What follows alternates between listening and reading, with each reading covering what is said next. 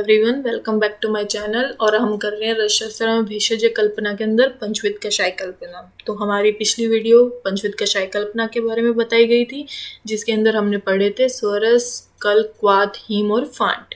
अब हम बात करेंगे उनकी उपकल्पनाओं के बारे में। अगर किसी ने वो वीडियो नहीं देखी है तो प्लीज़ जल्दी मेरे चैनल पे जाइए और वो वीडियो जरूर देखिए। उसके बाद अगर आप ये वीडियो देखेंगे तो आपको बहुत ईजिली समझ में आएगा। तो अब हम बात करते हैं उपकल्पनाओं के बारे में, जो कि है secondary dosage form. Secondary dosage form के अंदर, फॉर्म का मतलब ये होता है कि उसके अंदर थोड़ा एक्सपेरिमेंट किया हुआ या फिर कुछ और चीज़ें उसके अंदर ऐड करके बनाई गई हो, थोड़ा उसके अंदर करा हुआ हो, तो उससे बोलते हैं सेकेंडरी डोसेज। मतलब पहले जो फॉर्म करी है उससे जो हमें और एक्सपेरिमेंट करने से जो मिलता है वो सेकेंडरी डोसेज फॉर्म होता है। और स्वरस की सेकेंडरी डोसेज फॉर्म नहीं होती है, उसकी कोई उपकल्पनाएं नहीं होती हैं।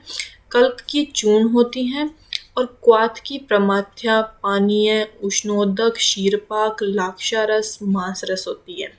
हिम की मंथ, उदक और पानक होती है। और अर्क फांट की होती है। जो अर्क कल्पना है वो फांट की है। तो अब हम सबसे पहले बात करेंगे चूर्ण की। चूर्ण कल्पना कल कल्पना के अंतर्गत आती है। शुष्क द्रव्य को बिना द्रव मिलाए ही बारीक पीस लेने पर चूर्ण बन जाता है, जबकि कल्क में द्रव डालकर पीसा जाता है।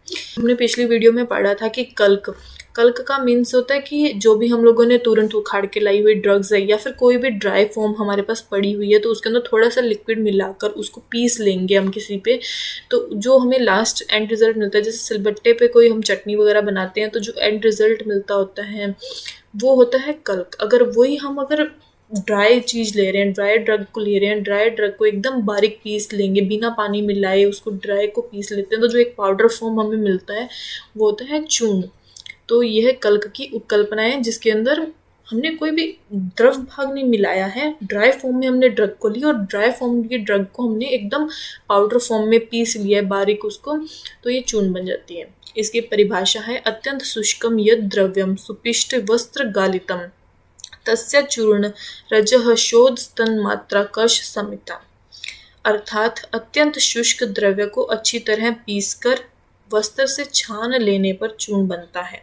जब हम उसके एकदम ड्राई फॉर्म में लेंगे, उसको पीस लेंगे, तो उसे हम जब वस्त्र से छान लेंगे तो वस्त्र से छानने के बाद वो एकदम महीन बारीक हो जाता है, तो उसे हम चूर्ण बोलते हैं। इसके पर्याय हैं रजः और शोध, और इसकी मात्रा 1 कश 12 ग्राम होती है। अब हम इसकी निर्माण विधि पढ़ेंगे। निर्माण विधि, शुष्क द्रव्य को, वही शुष्क द्रव्य मतलब ड्राई जो ड्रग होती है, ड्राई ड्रग को सर्वप्रथम उद्दुखल या फिर इमाम दस्ता बोल लेते हैं, इमाम दस्ते के अंदर डालकर कूट पीस कर बारीक वस्त्र से छान लेते हैं। सबसे पहले हम ड्राई ड्रग लेंगे, ड्राई ड्रग को हम इमाम दस्ता के अंदर डाल के उसको एकदम कूट लेंगे। जो कूटने के बाद हमें जो मिलता है उसको हम वस्त्र से छानेंगे। वस्त्र इसलिए लेते हैं क्योंकि वस्त्र से एकदम महीन निकल जाता है वो एकदम ड्रग, उसके अंदर कोई भी कण नहीं रहता, बड़ा कण जो होता है वो नहीं रह पाता, एकदम इक्वल जो होती है उनकी, वो एकदम इक्वल मात्रा में निकल जाता है वो। मृदु द्रव्यों का चूर्ण पत्थर की शिला या खरल में पीसकर बनाया जाता है, किंतु कठिन द्रव्यों को इमाम दस्ते में कूटकर ही बनाया जा सकता है। इमाम दस्ते में इसलिए बनाते हैं क्योंकि इमाम दस्ते में अच्छी तरीके से कठिन जो द्रव्य होते हैं बहुत अच्छी तरीके से पीसे जाते हैं। अगर उन्हीं कठिन द्रव्यों को हम खरल के अंदर पीसेंगे तो नहीं पीसा जाएगा, क्योंकि खरल छोटी होती है और इमाम दस्ता बड़ा होता है, तो इसलिए वो इजी होता है उसके। अब है आगे प्रक्षेप द्रव्य। चूर्ण के अंदर प्रक्षेप द्रव्य का मतलब चूर्ण के अंदर और हम अलग से ऊपर से जो औषधि मिला सकते हैं वो। यदि चूर्ण में गुड़ मिलाना हो तो संभाग, शर्करा मिलानी हो तो द्विभाग। गुड़ मिलाना हो तो संभाग मात्रा में लेंगे, और अगर उसके अंदर शर्करा मिलानी हो तो द्विगुण मात्रा मिलानी चाहिए। चूर्ण में हींग मिलानी हो तो घृत भर्जित करके डालनी चाहिए। हींग को घृत से भर्जित करके फिर डालनी चाहिए। भर्जित की अगर जानना है भर्जित क्या होता है तो उसके लिए हमें परिभाषा प्रकरण पढ़ना होगा, जो कि हमारी नेक्स्ट वीडियो में आएगा, जिससे वह उत्क्लेद जीव मिचलाना नहीं करे। चूर्ण को चाटने के लिए घृत, तेल या शहद मिलाना हो तो द्विगुण मात्रा में मिलाना चाहिए। और जहाँ चूर्ण में द्रव जल, दुग्ध, तक्र, गोमूत्र आदि को मिलाकर पीने को कहा गया हो, वहां पर चतुर्गुण द्रव लेना चाहिए। अब है अनुपान की मात्रा। चूर्ण को हम ड्राई फॉर्म में होता है चूर्ण, तो उसको हम किसी वे से हम लेंगे, तो इसलिए अनुपान की सहायता ली जाती है। चूर्ण, अवलेह, गुटिका, कल्क का अनुपान वात, पित्त, कफ के रोगों में क्रमशः 2 पल। वात रोग है तो वात रोग के अंदर 3 पल लिया जाएगा। पित्त है तो पित्त के अंदर 2 पल लिया जाएगा। और कफ है तो 1 पल लेना चाहिए। चूर्ण के प्रकार। चूर्ण 2 प्रकार के होते हैं, साधारण चूर्ण और दूसरा है मिश्र चूर्ण। साधारण चूर्ण यानी कि सिंपल पाउडर, जो कि एक चूर्ण एकल औषधि, कोई एक औषधि ले ली हमने ड्राई फॉर्म में, मान लो शुंठी ले ली, शुंठी की अकेली की हमने उसको चूर्ण कर लिया, तो वो एकल साधारण चूर्ण है। कंपाउंड मिश्र चूर्ण मतलब 2 से अधिक ज़्यादा जो हमने औषधि द्रव्य लिए हैं उनको कूटकर जो बनाई है, जैसे कि त्रिफला के अंदर आम्ल की, विबिध की, हरित की, तीनों को एक साथ लेके हमने उनका एक साथ चूर्ण कर लिया, उनको पाउडर कर लिया, तो वो आ गया मिश्र के अंदर, कंपाउंड पाउडर के अंदर आ जाता है वो। अब इसकी सूक्ष्मता, फाइननेस, जो कि हम जैसे कि अभी ऊपर था कपड़े से छानना, तो कपड़े से छानना इसलिए दिया गया है ताकि वो एक एक जो इक्वल होता है ना, इक्वल अमाउंट में उनका फाइननेस आ जाए। किसी कोई ऐसा ना हो बीच में कोई बड़ा कण है कोई छोटा कण है, ऐसा ना रहे, एकदम इक्वल अमाउंट में हो, तो उसके अकॉर्डिंग दिया गया है। सूक्ष्मता के आधार पर निम्न। कोर्स पाउडर सबसे पहले आता है। कोर्स पाउडर जो चूर्ण 10 नंबर की छलनी सीव से पूरा निकल जाता है, किंतु 44 नंबर की छलनी से 40% से अधिक नहीं निकले, उसे कोर्स पाउडर कहते हैं। सेकंड है मॉडरेटली कोर्स पाउडर। जो चूर्ण 22 नंबर की छलनी से पूरा निकल जाता है, किंतु 60 नंबर की छलनी से 40% से अधिक नहीं निकले, उसे मॉडरेटली कोर्स पाउडर कहते हैं। फिर है third number moderately fine powder.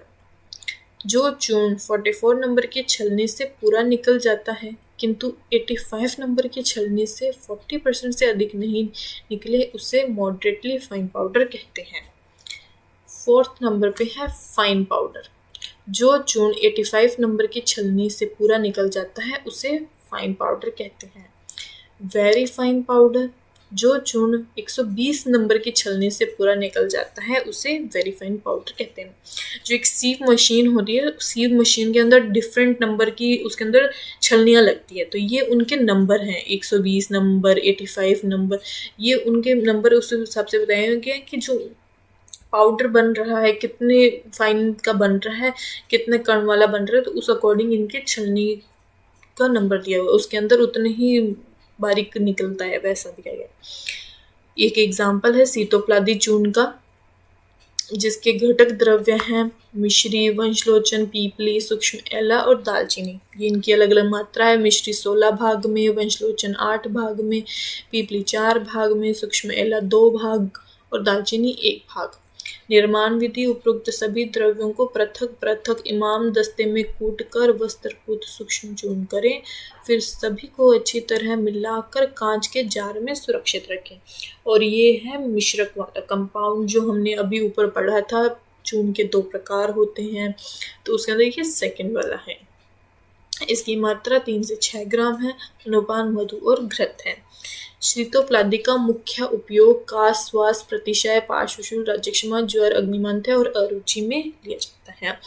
यह फॉर्मुलेशंस याद करने बहुत इंपॉर्टेंट है, क्योंकि जो हमारा रसशास्त्र भेषज कल्पना का सेकंड पेपर है, वो सारा फॉर्मुलेशन पे डिपेंड करता है। उसके अंदर डायरेक्ट क्वेश्चंस आएंगे, फिर शीतोप्लादी चूर्ण जैसे एक एग्जाम्पल है, बट उसके अंदर और भी जो फॉर्मुलेशंस हैं, जितनी भी हमारे सिलेबस में, उन सब फॉर्मुलेशन का आएगा कि कौन से घटक द्रव्य हैं, उनकी मात्रा कितनी है, अनुपान कितने हैं, उनका मुख्य उपयोग कितना है, कहाँ मुख्य उपयोग किया जाता है, ये सब बातें हैं, क्वेश्चंस पूछे जाते हैं। नेक्स्ट है प्रमाथ्या। प्रमाथ्या ये किसकी कल्पना है? उपकल्पना, सॉरी, ये है प्रमाथ्या क्वाथ की उपकल्पना है। द्रव्य का कल्क बनाकर क्वाथ करने से प्रमाथ्या बनती है। तो हमने क्वाथ के अंदर पढ़ा था कि उसके अंदर द्रव्यों को एकदम यवकुट करके पानी के अंदर डाल के उबाल कर जो बनता है वो क्वाथ होता है। तो इसके अंदर पहले द्रव्य का कल्क बनाया जाएगा, फिर उसको क्वाथ कल्क बनाकर फिर उसका क्वाथ बनाया जाएगा, मतलब पानी के अंदर डालकर उसका क्वाथ बनाया जाएगा। तो ये होती है प्रमाथ्य कल्पना। यह दीपन पाचन कषाय विशेष है जिसका प्रयोग दोषों की मध्यम अवस्था में किया जाता है। ये इसकी परिभाषा का श्लोक है। अर्थात एक पल औषध द्रव्य के चूर्ण का कल्क बनाकर 8 गुना 8 पल 384 ml जल में पकाकर चतुर्थांश 2 पल शेष रहने पर छान लेना चाहिए। इसे प्रमथ्या कहते हैं। मात्रा 2 पल की मात्रा होती है प्रमथ्या की 96 ml। ये एक एग्जाम्पल है मुस्तादी प्रमथ्या। नागरमोथा एवं इंद्रिय से निर्मित प्रमथ्या 2 पल की मात्रा में मधु मिलाकर पीने से रक्त अतिसार को नष्ट करती है। नेक्स्ट है औषध सिद्ध पानीय। जो हमने पानीय पढ़ा है, यहाँ पे प्रमाथ्या हमने पढ़ ली, चूर्ण हमने पढ़ लिया है, प्रमाथ्या हमने पढ़ लिया, अब है पानीय।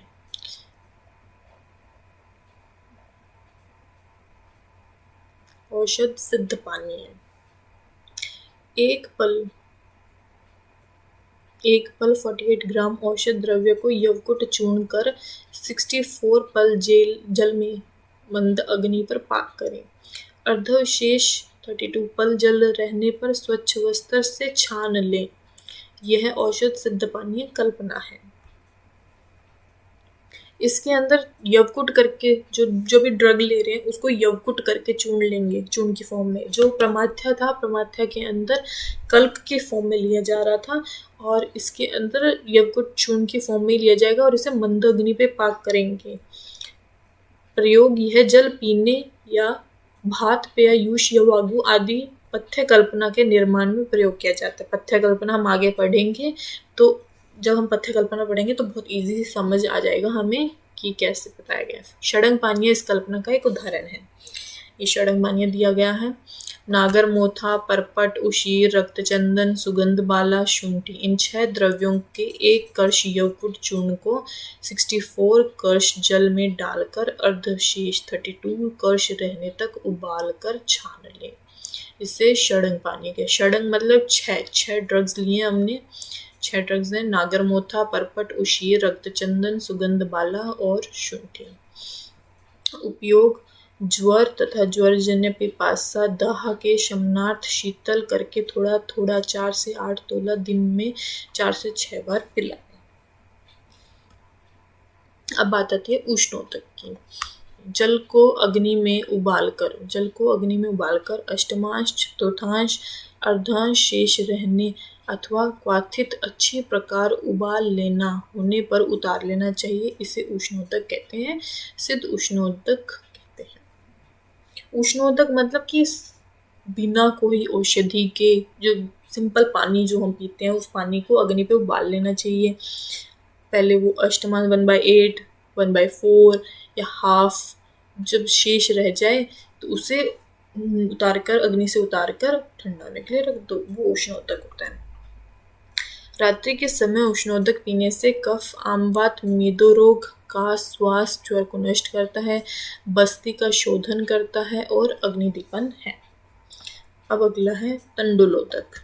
अर्थात 1 पल निस्तुष एवं कुटे हुए चावल को 8 गुना जल में डालकर उसे 6 घंटे पश्चात मसल कर छान ले। इसे तंडुलोदक कहते हैं। 1 पल निस्तुष मतलब कि बिना तुष के, बिना वो उसके जो छिलका होता है, बिना छिलके के और कूटे हुए चावलों को 8 गुना जल के अंदर डाल लेंगे और उसे 6 घंटे के लिए बिना हिलाए रख देंगे। फिर उसे 6 घंटे के बाद उसे मसल लेंगे पानी के अंदर और उसे छान लेंगे, तो उसे तंडुल जल कहते हैं। इसका प्रयोग श्वेत प्रदर, रक्त प्रदर आदि में प्रयुक्त औषध के अनुपात में करते हैं। मात्रा 4 से 8 तोला। नेक्स्ट है लाक्षारस। लाक्षारस बनाने की 2 विधि बताई गई है। पहली विधि, प्रथम विधि, एक पल लाक्षा लेंगे, पीपल की लाख को लाक्षा कहते हैं, उसको साफ करेंगे और उसके ऊपर उपद्रव्य जैसे कि मिट्टी, लकड़ी, कंकड़ आदि को पृथक कर लेंगे। साफ एवं मोटे कपड़े में बांधकर दोला यंत्र में षड्गुण जल 6 पल भरकर मंद अग्नि पर पाक करेंगे। जब जल चतुर्थ अंश 1/4 शेष रह जाए तो उतारकर वस्त्र से 21 बार छानने के बाद प्राप्त द्रव को लाक्षा रस कहते हैं। जो हमें द्रव प्राप्त होता है उस द्रव को 21 बार कपड़े से छानना है और छानने के बाद जो हमें द्रव मिलेगा वो लाक्षा रस होती है। अब इसकी द्वितीय विधि में लाक्षा 10 ग्राम लेना है, लौध्र त्वक चूर्ण 1 ग्राम, सर्जिक क्षार 100 ml और किंचित बद्री पत्र कल्क को वस्त्र की पोटली में बांधकर 16 गुना जल 160 ml में डालकर मंद अग्नि पर दोला यंत्र विधि से पकाएं। चतुर्थांश अवशेष 40 ml जब शेष रह जाएगा तो वस्त्र से छान लें। बीच बीच में चिमटे से वस्त्र की पोटली को दबाते रहें जिससे लाक्षा का रस जल में आता रहे। इसकी मात्रा होती है 1 पल। प्रयोग उरह, शत और अस्थि भग्न आदि में संधान, आर्थ, लाक्षा आदि तेल निर्माण लाक्षा रस से किया जाता है। नेक्स्ट है शीरपाक। रसोन, भल्लातक, अर्जुन आदि औषध द्रव्यों के वीर्य की तीक्ष्णता को कम करने एवं उनके गुणों में उचित वृद्धि लाने के लिए औषध द्रव्यों को क्वाथ विधि से शीर दुग्ध के साथ पकाया जाता है। इसके अलावा दुग्ध और लघु पाकी बनाने के लिए भी शुंठी आदि द्रव्यों के साथ शीरपाक किया जाता है। शीरपाक का होता है जैसे कि मान लो कि रसोन, भल्लातक, अर्जुन, ये जो औषधियाँ बताई गई हैं ये बहुत ही तीक्ष्ण अग्नि की तीक्ष्ण वीर्य वाली औषधियाँ होती हैं। तो इनको हम अगर डायरेक्ट लेंगे, इनका इनटेक करेंगे तो ये बहुत तीक्ष्ण होंगी और इनका जो फिर आउटकम रिजल्ट होता है वो बहुत ज़्यादा रहेगा, कोई और व्याधि उत्पन्न करेंगे। इसलिए इनकी जो तीक्ष्णता होती है, इनकी तीक्ष्णता को कम करके इनको उपयोग करने के लिए शीर यानी कि शीर का अर्थात होता है दूध के साथ पकाया जाता है, उसको उबाला जाता है और उसके साथ उबालने से उनका वीर्य जो होता है वो कम हो जाता है और वो दूध के अंदर आ जाता है उनका वीर्य और वो लघु हो जाता है। तो इसलिए शीरपाक के बनाए। इसका निर्माण विधि बताया गया। औषध द्रव्य को 8 गुना दुग्ध तथा दुग्ध से 4 गुना जल मिलाकर पकाना चाहिए। दुग्ध मात्रा शेष यानी कि दुग्ध के हमने मात्रा लिए द्रव्य से 8 गुना ज़्यादा, तो उतनी मात्रा का शेष रहने पर वस्त्र से छान लें। यह शीरपाक विधि है और आमजन्य शूल में प्रयोग करना चाहिए। एक एग्जाम्पल है रसोन शीरपाक का। निस्तुष्ट लहसुन यानी कि बिना छिलके के लहसुन 4 पल, दुग्ध 768 ml तथा जल 768 ml लें। सर्वप्रथम लहसुन को पीसकर स्टेनलेस स्टील के पात्र में दूध और जल के साथ मिलाकर मंद अग्नि पर पकाएं। दूध मात्र शेष रहने पर छानकर रोगी को पिलाएं। उपयोगी यह दूध प्रयोग करने पर गुल्म, गृध्रसी, विषम ज्वर, हृदरोग, विद्रुदी, शोथ को नष्ट करता है। मात्रा धीरे धीरे 100 ml तक एक साथ पिलाना चाहिए। शुंठी शीरपाक का ये एक एग्जाम्पल है। नेक्स्ट है मंथ। द्रव्य को शीतल जल में डालकर और मथ कर छान लिया जाता है।